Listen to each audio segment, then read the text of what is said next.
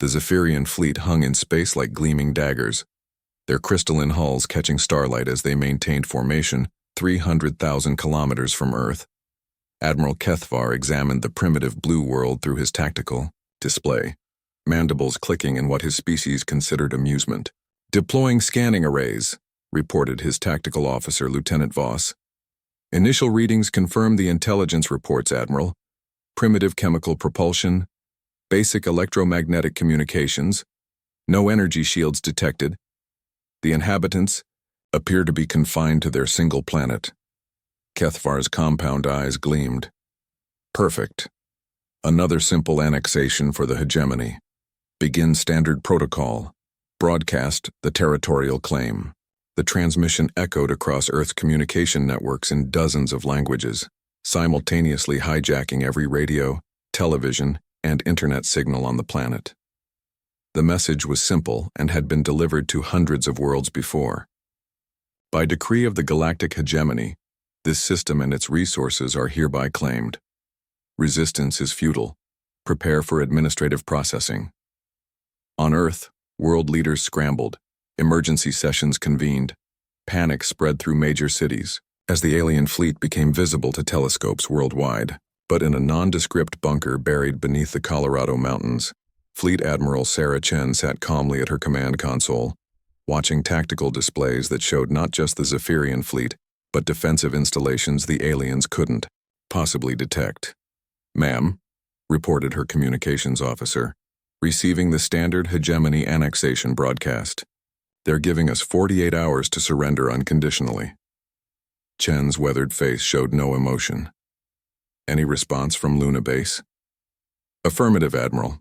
Commander Morrison reports all defensive platforms are powered and ready. The Masquerade protocols are holding.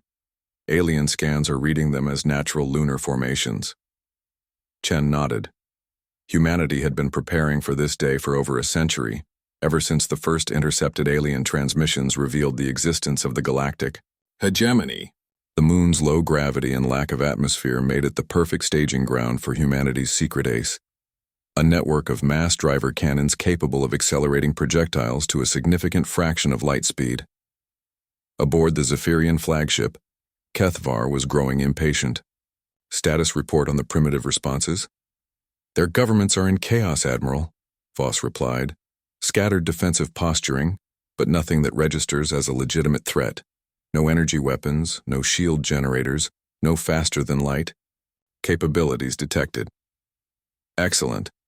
Begin the harvest protocol. Target their communication satellites first. Blind them before the real work begins." The Zephyrian ships moved into attack formation, energy weapons charging.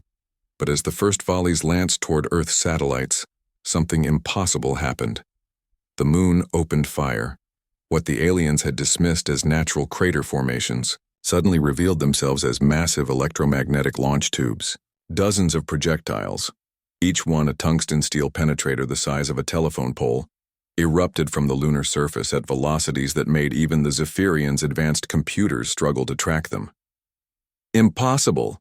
Kethvar shrieked, as his tactical display lit up with incoming projectiles. "Where did those come from?" The first impact struck 3 Zephyrian cruisers simultaneously. At relativistic velocities, the tungsten penetrators didn't just pierce the alien hulls. They vaporized entire sections of the ships, their kinetic energy converting to devastating explosions that tore through crystalline armor like tissue paper. Lieutenant Voss's voice cracked with panic. "Admiral, we're detecting massive energy signatures from the primitive planet's natural satellite. They've somehow weaponized their entire moon." On Luna Base, Commander Morrison watched his tactical display with grim satisfaction. Second salvo away, adjusting for their evasive maneuvers.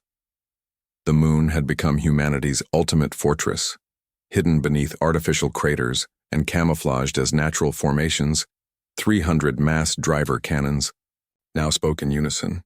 The lack of atmosphere meant no muzzle flash, no sound, no obvious signs of the devastating artillery barrage being unleashed on the invading fleet. Kethvar's flagship shuddered as a near-miss vaporized his port escort. "Emergency jump! Get us out of range!" But the Zephyrians had underestimated human ingenuity once again. As his ships attempted to retreat, they discovered that Earth's primitive inhabitants had been busy. A network of gravity mines, devices the aliens' own sensors couldn't detect, created local space-time distortions that prevented faster-than-light escape. "Jump drive's non-functional, Admiral," his navigator reported. "Something is interfering with subspace." The third salvo from Luna Base found its mark on Kethvar's flagship. The massive projectile punched through the ship's central core, and the Admiral had just enough time to realize that humanity's primitive civilization had been far more dangerous than anyone in the hegemony had imagined. As the Zephyrian fleet burned in space, Admiral Chen opened a communication channel to the surviving alien vessels. "This is Fleet Admiral Sarah Chen of the Terran Defense Force," she said calmly. "You claimed we were primitive. You were wrong. Earth is under the protection of humanity, and we've spent the last century preparing for visitors like you. Any ship that attempts to approach our world without permission will be destroyed. Spread the word to your hegemony. Earth is not available for conquest." The few surviving Zephyrian ships limped away at sub-light speeds, carrying word back to the galactic hegemony that they had encountered something unprecedented. A species that had turned their entire moon into a fortress, one capable of destroying advanced starships with primitive kinetic weapons deployed with terrifying precision. From that day forward, human space became a no-fly zone for the hegemony.